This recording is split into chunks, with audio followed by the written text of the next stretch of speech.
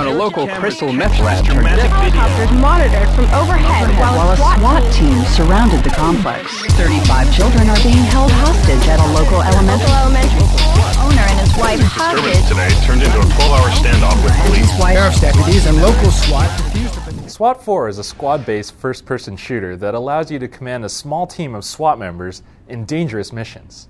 These include serving high-risk arrest warrants and taking on terrorists or robbery suspects who have barricaded themselves in with innocent hostages. It's kind of like playing Rainbow Six in that you lead a group of heavily armed and highly trained operatives, but you don't get to shoot the bad guys right away. You actually have to try and keep them alive and arrest them if you can, and only shoot them when it's absolutely necessary. The game's a whole lot of fun. Having to try and defuse situations while killing as few bad guys as possible gives SWAT 4 a unique challenge, and adds a whole new level of stress to armed confrontations. It takes some getting used to as far as not immediately shooting at armed suspects. Instead, you have to yell at them first to surrender, and only if they threaten your team or hostages with a weapon are you allowed to shoot at them. If you've never played a SWAT game before, the whole idea can be counterintuitive. But once you get used to it, finishing a mission in the game is extremely rewarding. A typical mission in SWAT is really tense. You start off with a mission briefing where you figure out what you're up against, like how many hostages are inside and what types of weapons the suspects have. And based on that information, you load out your 5-man team with guns, non-lethal weapons like tasers, and various grenades like tear gas and flashbangs. Once you start playing, you find that the game plays out really methodically, because any mistake can result in your entire team being wiped out. In general, you use your optical camera gadget to peek around corners or underneath doors and see what's behind. Then you can use the game's context-sensitive interface to order your squad mates to break open a door, toss in a grenade, and clear out a room full of threats.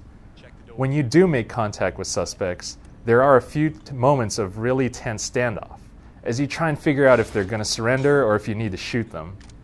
Sometimes they can get pretty stubborn, and they need to be tasered before they'll give up. It's these standoffs, and the moments leading up to them, that are the most memorable parts of SWAT 4. The best part of SWAT 4 is its replayability. Every time you load up a mission, the suspects and hostages spawn in different places, so you're never too sure about where you're going to run into resistance. So even after you've beaten the campaign, it's still really fun to try and replay everything and beat your best mission scores. You can also create your own missions and play any of the campaign levels or your created missions cooperatively with friends online or on a LAN, and that's arguably the best aspect of SWAT 4. The game looks and sounds great for the most part. The character models of your team are really detailed, and you can even count how many grenades each of your squad mates has left. They also animate nicely on scripted sequences, like when they do a silent countdown before blowing open doors with explosives.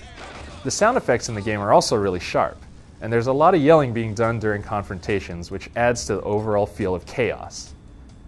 If you like tactical games like Counter-Strike or Rainbow Six, and you're looking for something a little bit different, you're probably going to like SWAT 4. It's paced a little differently from most games, but its uniqueness is one of its main strengths. There's just no other game out there that rewards you for keeping the bad guys alive. If that kind of a challenge sounds interesting to you, you should definitely check out SWAT 4.